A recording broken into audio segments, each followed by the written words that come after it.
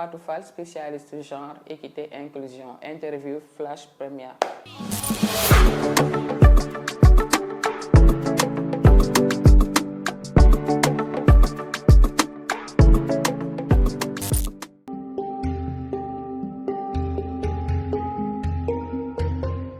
Le genre, c'est l'ensemble des constructions socioculturelles, notamment les rôles qui sont donnés aux filles, aux femmes, aux garçons et aux hommes.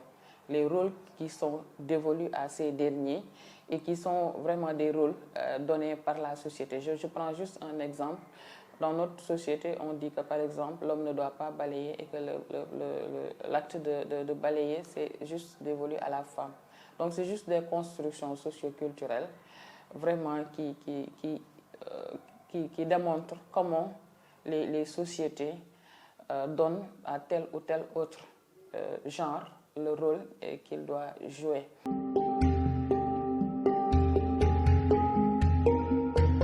Je pense que le genre en tant que tel est un élément clé dans la programmation de plan international. Et je dirais que plan est allé plus loin avec le concept genre transformateur.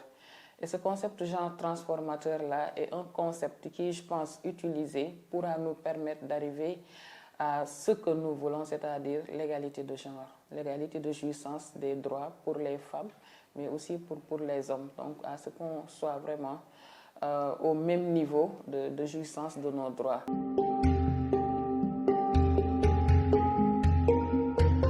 Par rapport au genre transformateur, il y a 6 éléments clés sur lesquels on s'appuie pour vraiment avoir des programmes transformateurs en genre.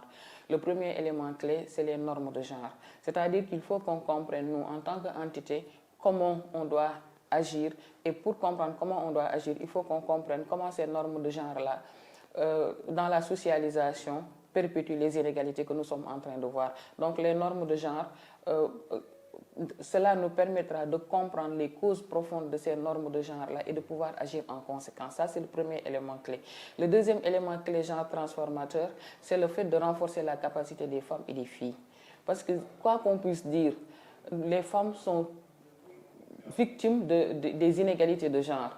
Et si on renforce les capacités de ces filles-là, si on renforce les capacités de ces femmes-là à pouvoir agir par elles-mêmes, à pouvoir prendre des décisions, à pouvoir dire ce qu'elles pensent, à pouvoir agir en conséquence, je pense qu'on aura aussi vraiment contribué à la justice de genre. Mais on ne peut pas parler de genre aussi sans travailler avec les hommes et les garçons. On ne peut pas parler de genre sans travailler avec les hommes et les garçons. Donc, en travaillant avec les hommes et les garçons, on fait la promotion de la masculinité positive. Et la promotion de la masculinité positive nous permet de faire comprendre aux hommes, aux garçons, quels sont les bénéfices qu'ils gagnent vraiment à développer cette masculinité positive-là, à soutenir les femmes.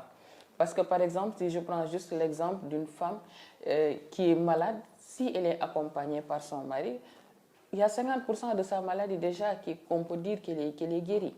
Mais si le mari ne l'appuie pas, la laisse, ne lui permet pas d'aller à l'hôpital, donc ça pose problème. Donc il faut qu'on travaille avec les hommes, les garçons, pour pouvoir leur faire comprendre que le fait d'appuyer la femme, c'est le fait qu'ils s'appuient eux-mêmes et il y va de leur intérêt. Donc c'est un bénéfice pour toute la famille si vraiment on a une masculinité positive qui est très poussée. Et nous avons des programmes, des projets tels que l'école des maris qui va dans ce sens-là, qui permet aux hommes de mieux comprendre les questions de genre et d'agir positivement en conséquence. L'autre chose, c'est aussi qu'il faut tenir compte de la diversité des filles, des garçons. Donc tenir compte de leur diversité, c'est-à-dire qu'en faisant nos programmes, en élaborant nos projets, nous devons prendre en compte le fait, par exemple, que la personne soit une personne handicapée, que la personne, par exemple, soit une personne instruite ou non instruite, que la personne soit une personne malade ou non, que la personne soit riche ou pauvre.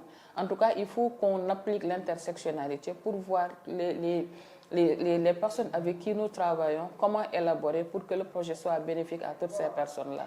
Donc, si on prend la diversité, ça va nous permettre de mieux voir où cibler nos interventions, qu'est-ce qu'il y a lieu de faire et comment on doit vraiment agir pour que toutes nos interventions puissent être transformateurs en genre et pour toutes les cibles que nous avons. L'autre élément aussi, c'est l'amélioration de la condition et du statut des filles. Parce que comme j'ai dit tantôt, si on renforce leurs capacités, si les filles-là sont considérées dans leur communauté, ça va renforcer davantage leurs conditions et leur statut. Donc les activités de renforcement que nous faisons, par exemple, si je prends l'exemple de l'autonomisation. L'autonomisation, si une fille est autonome financièrement, ça renforce sa condition dans la communauté. La manière dont elle était vue quand elle n'avait rien, ça diffère de la manière dont elle est vue quand elle a quelque chose, quand elle peut appuyer les autres.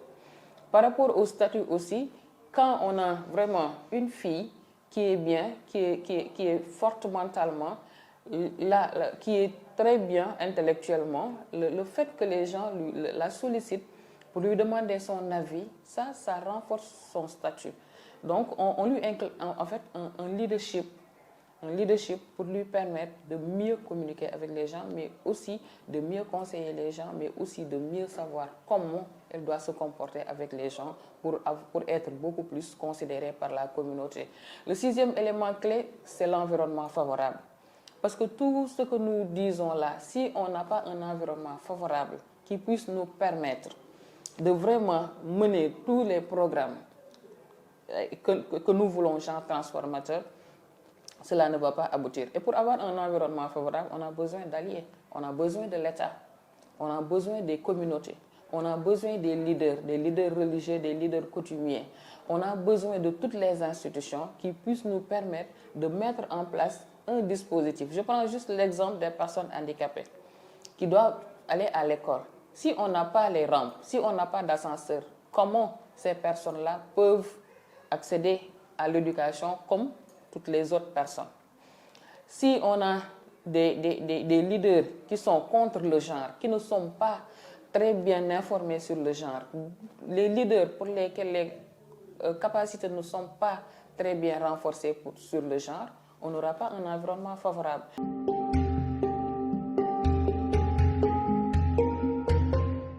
Je dirais que c'est non seulement l'organisation dans laquelle j'évolue qui me permet vraiment d'avoir un environnement favorable pour pouvoir éclore ce talent-là, pouvoir combattre tout ce qui est inégalité, mais je pense qu'il est de notre devoir à nous tous et toutes, en tant qu'humains, de pouvoir vraiment agir à ce que les relations soient égales, à ce qu'on procède de manière équitable. Et quand je dis de manière égale, c'est égalité de jouissance des droits. Parce que quoi qu'on puisse dire, il y a des droits qui sont octroyés à l'homme, il y a des droits qui sont octroyés à la femme. Mais ce qu'on constate la plupart du temps, c'est que les droits qui sont octroyés à la femme sont la plupart du temps bafoués. Et qui bafouent ces droits-là? Des fois, c'est les hommes, des fois, c'est les femmes elles-mêmes. Donc, et nous, notre rôle, notre sacerdoce, notre combat, c'est quoi? C'est faire en sorte d'évoluer dans un monde où toutes les personnes puissent jouir de leurs droits, comme cela se doit.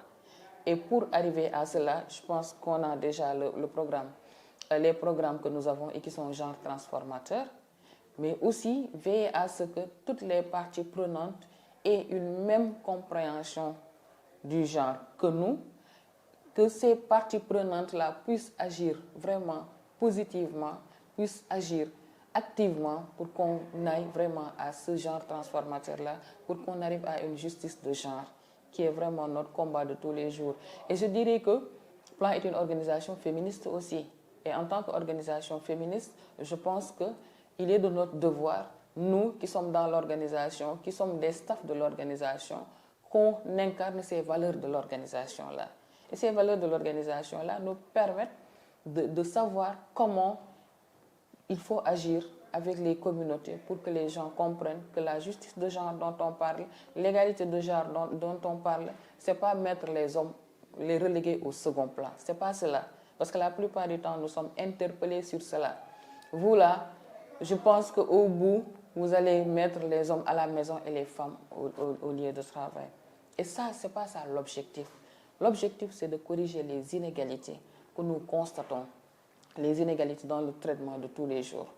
Donc, retenons globalement que ce que nous sommes en train de faire, c'est pour corriger les inégalités de genre, pour permettre à la femme d'éclore, pour permettre à la femme de jouir de tous les droits qui lui sont octroyés, aussi bien légalement, aussi bien religieusement. Thank you.